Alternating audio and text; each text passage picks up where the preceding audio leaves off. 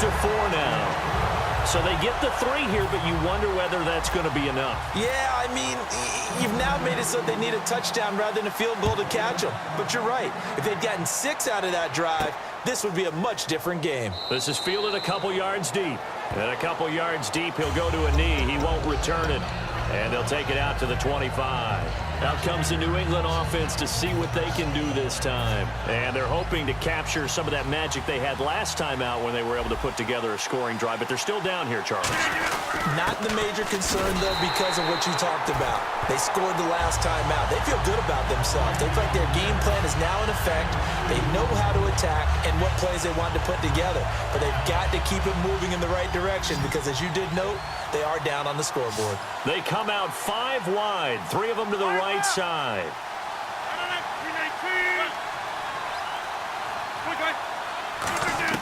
Rodgers to throw on 2nd down.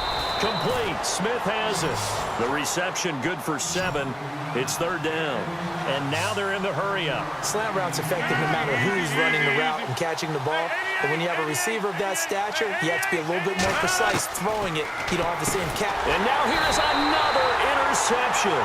Picked off by the linebacker, Vontaze Burfict. Cincinnati now ready to take the field. And they split the uprights last time for 3. They've got the lead. They're not going to play this conservative. They're not hoping for another field goal. They're hoping for a touchdown. I'm with you on that one. I like where your head is. I like the way you're thinking because you're exactly right. Trying to sit on a lead and play that way, that doesn't work too well for most teams. Run your offense. Run what you do best. Exactly. Put it all the way down and try to increase your lead in a big way. And the best way to do it, touchdowns. And the defense in desperate need of a stop. They have to get off the field and get the ball back to their offense if they want a chance.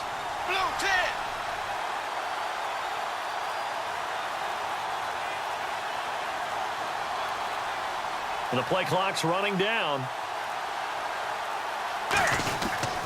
Now a handoff here to his running back. And he stopped immediately there. Officially no gain on the play, and they're left with a 3rd and 8. And in this situation with the lead 4th quarter, they're liking keeping the ball on the ground, I'm sure. That's just smart football, but you know the defense has to know it as well. They've got to stop them here. So now we're going to see that loading the box in a big way. 6, 7, 8, 9, whatever it's going to take, puts a little bit more pressure on your big offensive line. They'll wind up being stopped for no gain, and it'll lead to a 4th down. So on 4th down, out trots the kicker in a big spot here. Time for a break. We'll come back, see what transpires after this.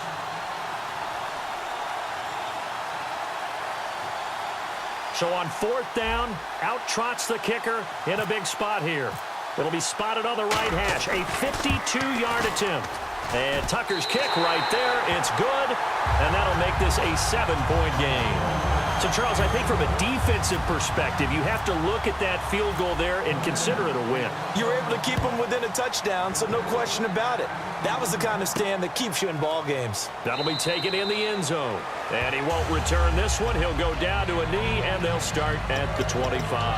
Now the Patriots offense, they work their way back out onto the field.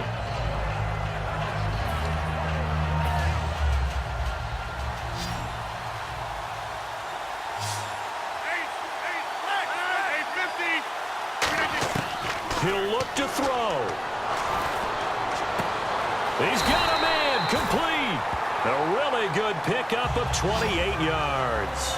He had time, was able to survey the field and find a soft spot in that zone coverage. And that's where it gets difficult for a defender, Brandon. You go to your spots on the field that you have to cover, and when the offense finds an area that you're not in, that's where they throw the football.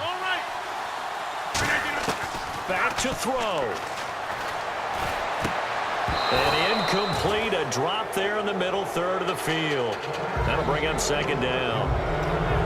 Looked like they had an opportunity for a big play across the middle, but he didn't have the concentration or the focus necessary and dropped it before he could haul it in. They come out 5 wide, 3 of them to the right side.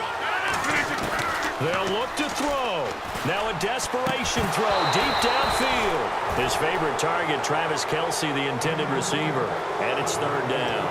On every offensive coordinator, every play caller sheet, They have about 5 or 6 plays per game that they call shot plays or big plays, and you don't get many opportunities to dial them up, and they just did, and they drop it with a great chance to make a big play. That's going to hurt.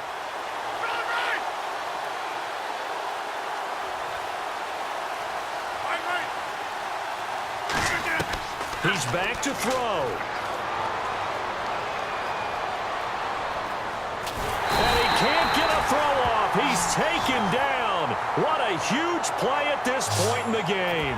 Well, Brandon, sometimes I think when we watch games, we're actually watching a living museum because we're seeing the evolution of positions almost with each passing game. How about defensive ends nowadays and the way that they can run almost all the way across the field? It is unbelievable, isn't it? I mean, they're so strong, but they're so lean they can move so quick with those bodies. It's almost unfair. You're supposed to be able to know where a defensive end is supposed to be on every play. These guys flash so quickly, you're not sure where they're going to end up. Cincinnati now ready to take the field. They have the lead, obviously, late in the game. I guess the good news for them is if for some reason they would make a mistake, a field goal does the opposition no good. Everyone loves to have a little bit of a cushion, and that helps you immeasurably. But the bottom line is, do all the things that you're taught in order to close out the game. Don't even let that become an issue. Yeah, but still a one-possession game. This one not fully over yet. A little bit of ground to make up for the offense as they face a 2nd and 11. They come up in an offset eye.